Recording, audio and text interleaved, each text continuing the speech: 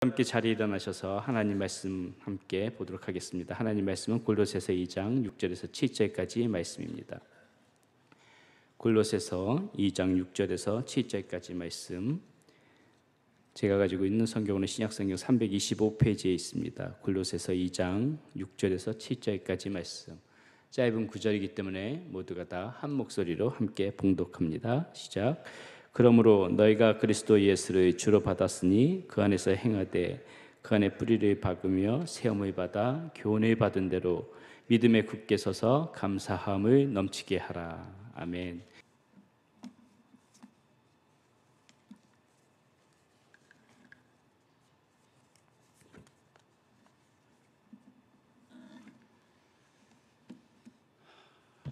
우리 다 한번 같이 기도하겠습니다.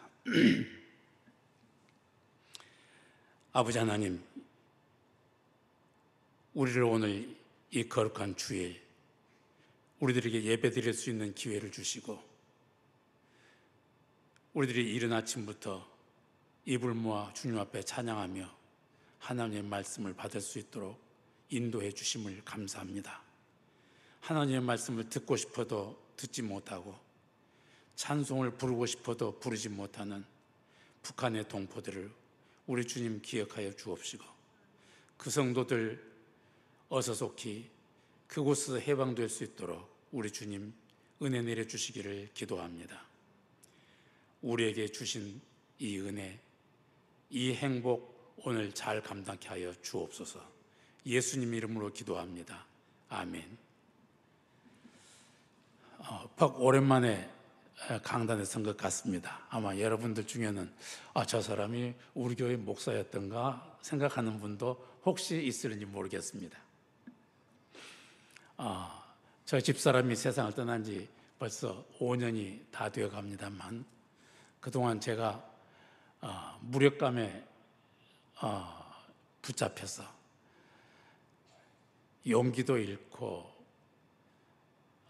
의욕도 잃고 그렇게 지내는 중에 여러 차례 최 목사님으로부터 설교 부탁을 받았지만 늘 사양하다가, 또 너무 그렇게 하는 것은 서로 화합하는 데 오히려 저해 요소가 될 수 있다고 생각이 되어서 오늘은 그렇게 하겠다고 허락을 했습니다.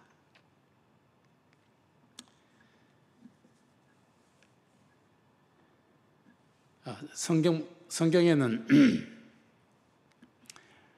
믿음에 대해서, 믿는 사람에 대해서 여러 가지로 가르치는 성경 구절들이 많이 있습니다만, 디모데후서 2장에 보면은 믿는 사람 사역자를 가리켜서 첫째, 군사와 같다고 비유를 합니다. 그래서 예수의 좋은 병사로 나와 함께 고난을 받으라. 병사는 고난을 받아야 한다는 이야기입니다. 고난받지 않는 병사는 생각할 수 없다는 말씀입니다. 믿음의 병사는 고난받을 것을 항상 전제로 하고 있는 것입니다. 또 역시 디모데후서 2장에는 경기하는 자로 비유하고 있습니다. 경기하는 자는 경주장에서 달리되 법대로 달려야 한다고 규정하고 있습니다. 법대로 달리지 아니하는 경주자는 인정을 받지 못합니다. 그리스도의 일꾼들은 우리가 사역을 하되 하나님의 말씀 궤도를 따라서 사역을 해야 인정을 받는다는 이야기입니다. 마지막으로 농부가 곡식을 먼저 받는 것처럼 그리스도의 사역자들은 하나님께로부터 직접 간접으로 그 응당의 보수를 받는다는 이야기입니다. 대가를 반드시 받는다는 이야기입니다. 이와 같이 그리스도의 일꾼들은 이 병사나 경주자나 또는 농부처럼 힘들게 일을 하지만은, 그러나 하나님 앞에서 일을 할 때에는 공짜는 없고 반드시 응당의 대가를 받게 된다는 말씀입니다. 고린도전서 3장에도 역시 그리스도 일꾼들을 비유하고 있는데, 여기서는 집 짓는 자로 비유하고 있습니다. 집을 짓는 자가 금이나 은이나 보석같이 불에 타지 아니하는 재료로 집을 짓는 사람이 있는가 하면은 나무나 풀이나 짚으로 집을 지어서 이 다음에 불로 시험할 때가 오는데, 그때 이러한 나무나 짚이나 풀이나 짚으로 지은 사람들은 그 지은 것이 불에 타버릴 것이기 때문에 하나님 앞에서 인정을 받지 못한다는 내용입니다. 여기서 두 가지 다 우리에게 하나님의 일꾼은 반드시 시험을 받을 때가 온다, 시험이 온다는 것을 전제를 하고 있습니다. 그리스도의 병사는 고난을 받아야 하고, 경계하는 자는 심판을 받아야 하는 거고, 농부는 곡식을 받을 것인가 받지 못할 것인가 하는 것을 결정짓는 때가 오는 거고, 집을 짓는 자는 그 집이 하나님 앞에서 인정받을 것인가 받지 못할 것인가 심판받는 때가, 시험받는 때가 반드시 온다는 것입니다.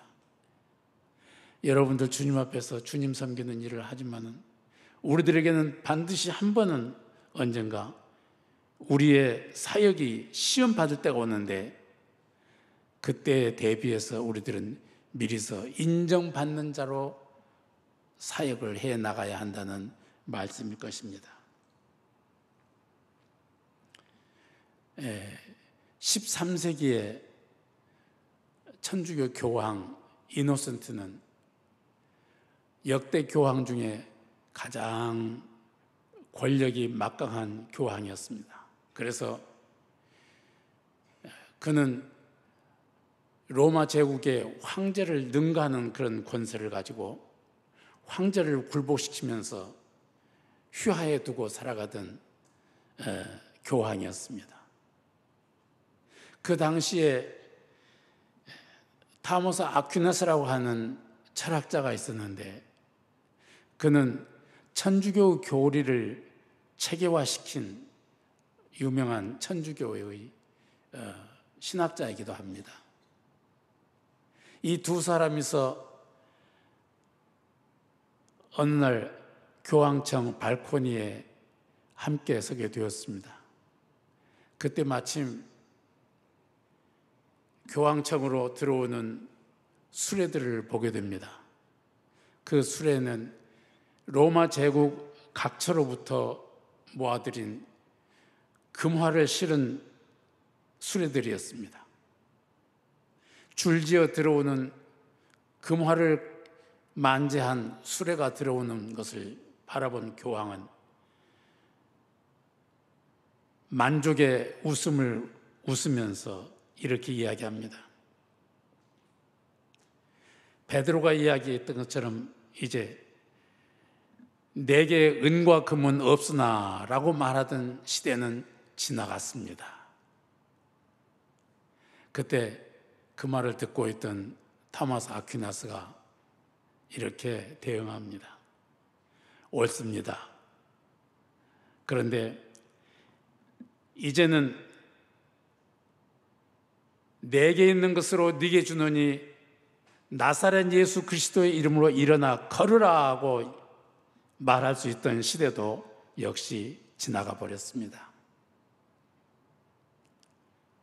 이 두 사람의 대화 가운데서 우리는 의미심장한 뜻을 발견하게 됩니다.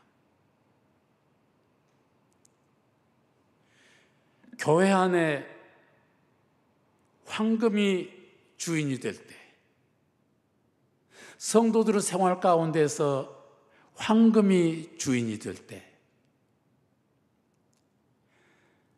그 성도에게서 예수님의 권세, 예수님께서 주신 권세는 점점 희미해져 간다는 이야기입니다. 교회 안에 황금이 주인이 될 때 그 교회는 세상에서 교회로서의 가져야 할 권세를 잃어가게 된다는 이야기입니다. 지금 한국에서 교회들이 사회의 지탄의 대상이 되고 있습니다.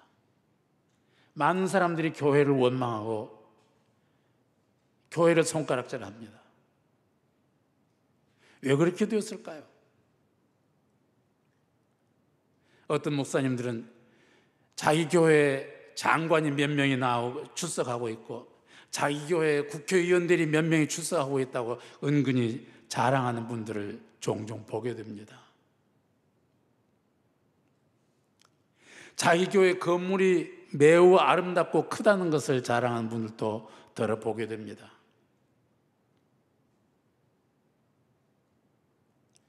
교회가 예수님을 자랑하고 예수님의 능력을 보여주기보다는 자기 교회에 출석하는 사람들의 사회적 지위를 자랑스럽게 생각하고 교회의 큰 건물이나 교회의 많은 재정을 앞세워 자랑하는 그러한 심령들 속에서는 예수님의 능력, 베드로가 보여주었던 은과 금은 내게 없으나 나사렛 예수 그리스도의 이름으로 일어나 걸으라 하고 명령할 수 있었던 그러한 능력, 그러한 권세는 점점 희미해져 가고 있는 것입니다. 그 결과 한국의 교회들이 사회의 지탄을 받고 있습니다. 사회가 교회를 향해서 욕하는 것은 다름이 아니라 교회 안을 들여다보니 당신들의 모습이 우리들의 모습과 별반 다를 게 없군요. 당신들은 은과 금을 내세우는 사람들이 아니라 은과 금은 내게 없지만은 나사렛 예수 그리스도의 이름의 권세를 내세우고 그 이름의 권세를 행사하는 사람들이 아닙니까? 그런데 오늘 당신들의 모습이 무엇입니까? 하는 비난인 것입니다. 우리 개인 그리스도인들도 마찬가지입니다. 그리스도인들이 예수 그리스도의 권세가 없고 우리들이 사회의 다른 사람들과 별반 다르지 않은 모습으로 살아갈 때 사람들은 우리를 얕잡아 보고 우리들은 이 세상 사람들의 발바닥 밑에 밟히게 되는 것입니다. 소금이 그 맛을 잃으면 사람들의 발에 밟힐 뿐이라고 했습니다. 여기에 나오신 여러분들 잘 나오셨습니다. 하나님 섬기기로 작정한 여러분들 마음 잘 가졌습니다. 그러나 우리들이 지금부터 정작 해야 할 일이 있는데 그것은 하나님 말씀대로 하나님 말씀 붙들고 살아갈 때 그때에만 그리스도인으로서의 보람과 긍지를 가질 수 있다는 것입니다. 그렇지 않은 그리스도인들은 사람들의 발바닥에 밟힐 뿐인 것입니다.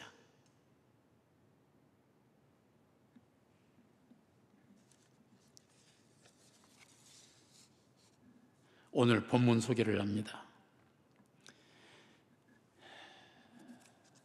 본문 2장 6절에는 예수님을 주로 받았으니 그 안에서 행하되라고 나옵니다. 예수님을 주로 받았으니 그 안에서 주로 받았다, 주님으로, 나의 주인으로 모셨다, 이 말입니다. 이 가운데 혹시 예수님, 교회는 출석하지만 아직 예수님을 주인으로 모시지 않은 분이 있습니까? 아직 여러분들은 그리스도인으로서의 생활의 첫 단계를, 첫 계단을 밟지 못한 것입니다.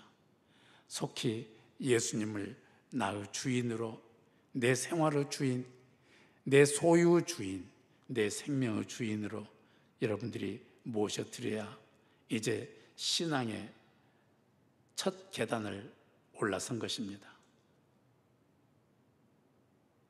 그런데 그렇게 될 때에는 그 다음에 필연적으로 뒤따라오는 것이 있는데, 예수님을 내 주인으로 모시고 살려고 할 때 그런 사람들에게는 반드시 고난이 따라온다는 것입니다. 우리들에게는 그러한 고난이 따라오기 때문에 그 다음에 7절에서는 그 안에 뿌리를 박으라고 이야기를 합니다. 나무는 크면 클수록 뿌리를 박아야 합니다. 혹시 그 식물 사진 있으면 저기 보입니다.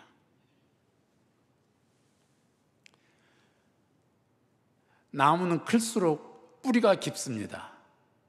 작은 봉숭아 꽃은 뿌리가 매우 짧습니다.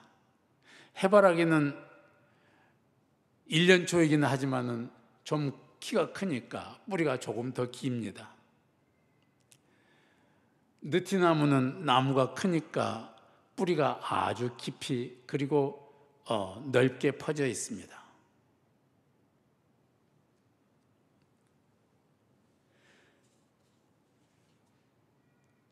큰 나무는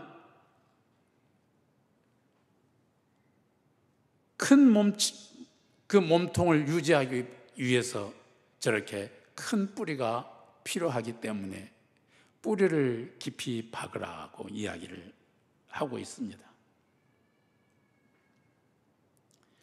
제가 열해 전에 아이오와주에 가서 잠시 살다가 온 경험이 있습니다. 텍사스에서 살다가 아이오와주에 가니까 아이오와주는 눈이 많이 옵니다. 거기만 해도 그 시카고 근처에 시카고와 나란히 있는 그런 지역이기 때문에 눈이 많이 오는데 10월 달 되면 눈이 오기 시작해서 그 이듬해 3월 달까지 눈이 옵니다. 그런데 눈이 오면은 녹을 기회가 없습니다. 계속해서 눈이 쌓여갑니다. 그래서 텍사스에서는 볼 수 없는 교회의 특별한 예산이 있는데, 교회는 눈을 치우는 제설 비용을 예산을 세워야 합니다. 눈을 치우는데 돈이 상당히 들어갑니다.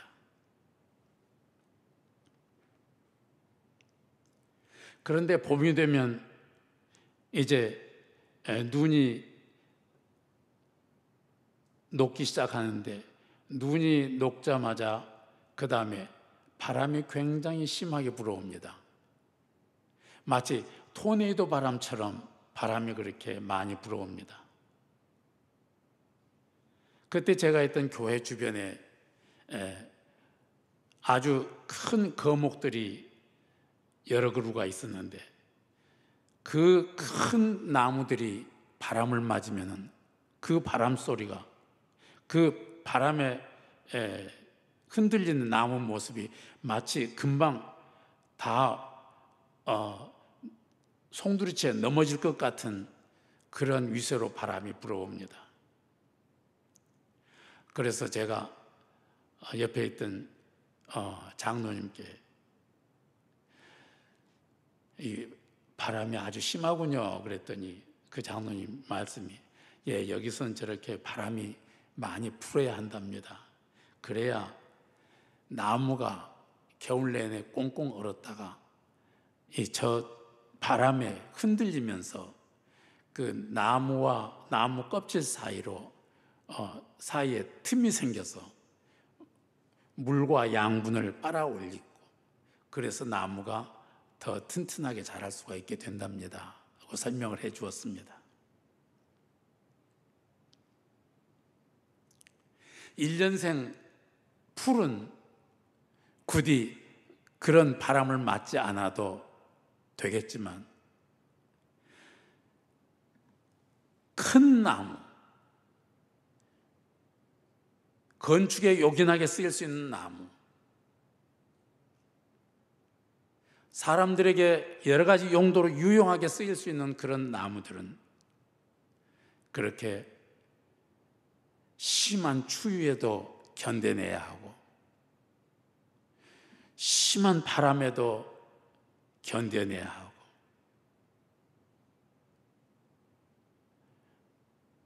폭우에도 역시 견뎌내야 합니다. 하나님의 뜻을 따라 살아가는 교회의 거목들은 그러한 시련을 반드시 경험하게 됩니다. 거기서 이겨내야 합니다. 아마 혹시 이 중에 내가 이 교회를 계속해서 다닐 건가 말 건가, 또는 가정에서 내가 이 사람하고 계속해서 살아야 할 건가 말 건가 하는 분이 이 자리에는 없으리라고 생각합니다만, 뿌리를 내리십시오. 뿌리를 내리면 견뎌낼 수 있습니다. 신앙생활에 뿌리를 내리십시오. 그러면 그 신앙생활이 어렵지 않습니다.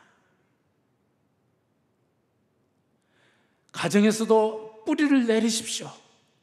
그러면 여러분들이 그것을 이겨낼 수 있습니다.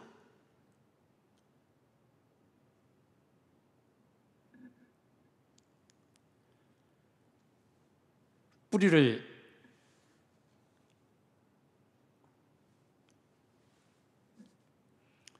깊이 내리면 나무가 그러한 혹독한 기후에 견뎌낼 수 있을 뿐만이 아니라, 그렇게 혹독한 기후에 견뎌내면서 나무는 오히려 성장하고 그 가운데서 거목으로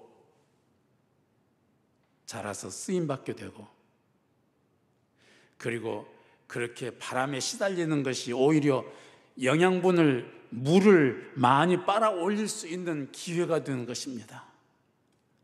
여러분들이 지금 시험 가운데 있습니까? 시련 가운데 있습니까? 여러분이 가정에서 시련 가운데 있습니까? 그것은 단순히 여러분들에게 어려움을 겪게 하는 그런 불필요한 기회가 아니라 여러분들을 오히려 자라게 하는 은혜의 기회라는 것도, 여러분들이 축복의 기회라는 것도 여러분들이 아울러 생각하셔야 할 것입니다.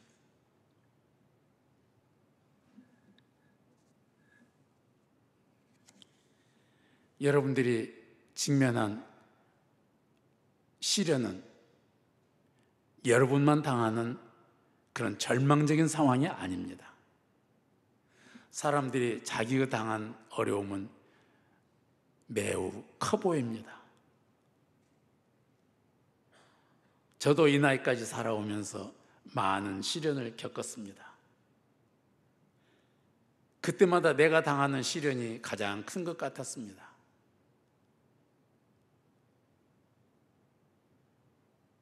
한 집에서 살던, 아니 한 침대에서 잠을 자던 아내가 세상을 떠날 때 그것은 저에게 견딜 수 없는 시련이었습니다. 아무것도 보이지 않았습니다. 의욕을 상실했습니다. 아무리 내가 목사로서 이래서는 안 되겠다, 이래서야 한다 스스로 다짐하지만은 다시 주저앉고 하는 삶을 반복하게 되었습니다. 그래서 여러분들이 시험을 당할 때 여러분들이 얼마나 견디기 어려운가를 저는 잘 이해하고 있습니다.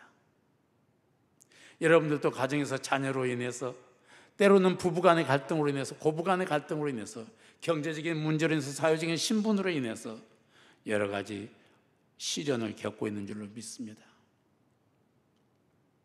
그러나 여러분, 우리가 그것을 실망하지 말고 일어서야 할 것은, 그 시련을 통해서 우리는 오히려 우리가 하나님 앞에 은혜를 받을 수 있고 하나님의 축복을 누릴 수 있는 기회라는 사실을 아울러 이해할 때 우리들은 그 시련과 시험을 이길 수 있습니다. 지금 시험 가운데 있는 분, 시련 가운데 있는 분, 힘들겠지만 그 자리에서 털고 일어섭시다.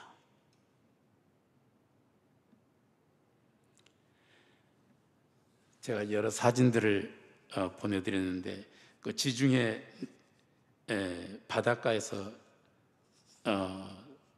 떠내려온 어린이 시체를 보여주시기 바랍니다.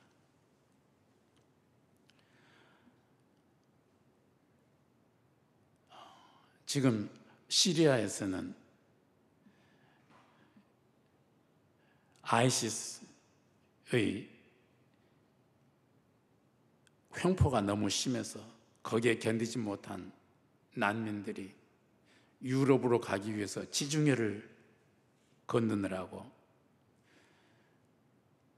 뗏목을 타고 작은 배를 타고, 인원 초과는 그건 사치스러운 이야기고 그저 매달릴 수만 있으면 매달려서 지중해를 건너느라고 건너고 있습니다. 가다가 바람이 불면 그대로 빠져서 몇십 명 또는 몇백 명이 숨을 되는 것은 지금 몇 차례 반복되고 있는 현실입니다. 그런데 그 지중해 해변에 3살 먹은 어린이의 시체가 떠내려와 있었습니다. 그것을 본 사진 기자가 사진을 찍어서 돌렸습니다.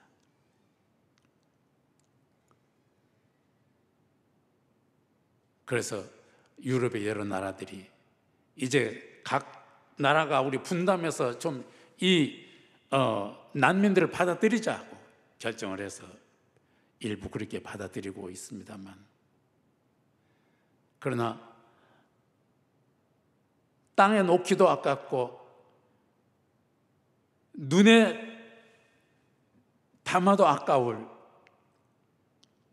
그런 자식을, 저런 어린 자식을 무참히 잃어버린 그 부모의 심정은 오죽하겠습니까? 그런 부모의 심정에 비한다면 아마 여러분이 당하는 시련은 내 집은 그래도 가볍다고 생각할 수도 있을 것입니다.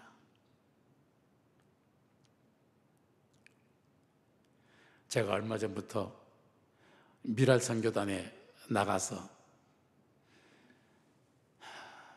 그 몸이 불편한 우리 장애자 가족들과 함께 제가 식사를 같이 하고 머리를 마주하고 그들을 위로하며 그들에게 말씀을 가르치는 일을 시작했습니다. 그 중에 한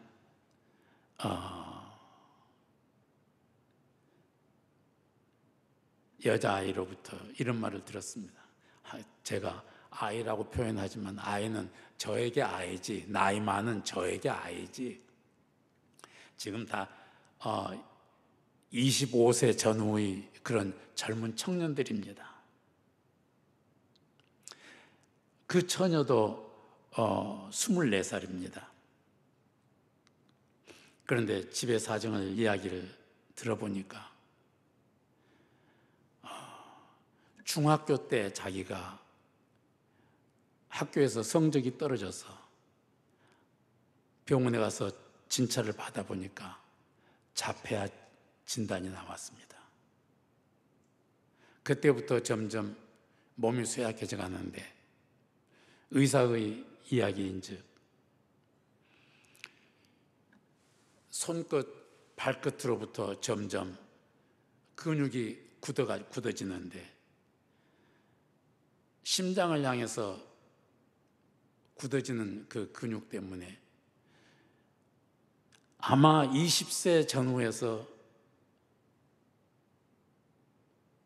생을 마감하게 될 것이라는 그런 진단을 받았다고 합니다. 그런데 지금 24살까지 살고 있으니까 4년을 더 생명 연장을 받았다는 그런 이야기였습니다. 집안에 가족이 어떻게 되느냐 물어봤습니다. 집에는 할머니가 계시고 어머니가 계신다고 그랬습니다. 아마 호르몬인 것 같습니다. 여러분들 호르몬이가 무남동녀 딸 하나 있는 거, 지금 나이 24살, 지금 대학을 졸업하고 이제 직장에 취직할 나이 아닙니까? 그렇게 힘차게 살아가는 모습을 봐도 호르몬의 마음이 넉넉하지는 못할 텐데, 딸 하나 있는 거, 그것이 오늘만 내일만 하면 생명의 한계를 앞에 두고 살아가는 그 딸을 쳐다볼 때마다 그 마음은 얼마나 무너지는 것 같겠습니까?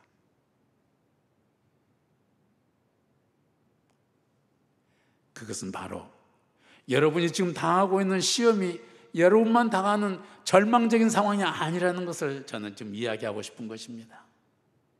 우리 주변에는 많은 사람들이 이와 같이 다양한 어려움을 겪고 있습니다. 여기서 우리들은 이 시련은 결코 나를 넘어뜨리는 악마의 계교가 아니라 이것은 오히려 우리가 믿음으로 받아들일 때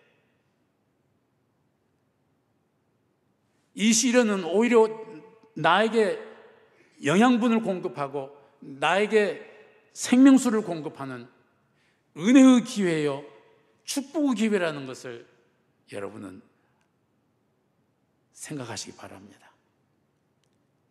그리고 일어섭시다. 그리고 지금부터 뿌리를 깊이 박읍시다. 큰 나무는 뿌리가 깊어야 합니다. 그래야 거목이 될 수 있습니다. 여러분들 교회에서 거목이 되고 싶지 않습니까? 여러분들 나라에서 거목이 되고 싶지 않습니까? 여러분 자녀들을 이와 같은 거목으로 양육시키고 싶지 않습니까? 오늘 우리들이 당하는 모든 시험과 시련, 이것은 나에게만 닥친 절망적인 상황이 아니라 이것은 오히려 하나님께서 나를 거목으로 키우기 위한 기회요, 은혜요, 축복이라는 사실도 여러분들이 아울러 생각할 수 있는 넓은 마음을 가지시기 바랍니다. 그리고 우리 다 함께 거목이 되도록 뿌리를 깊이 내립시다. 오늘 또 내일 또 내가 흔들리는 것을 느낄 때마다 흔들리지 않도록 더 뿌리를 깊이 내리는 나날의 삶이 되시기를 축원해 마지 않습니다. 우리 같이 기도하겠습니다.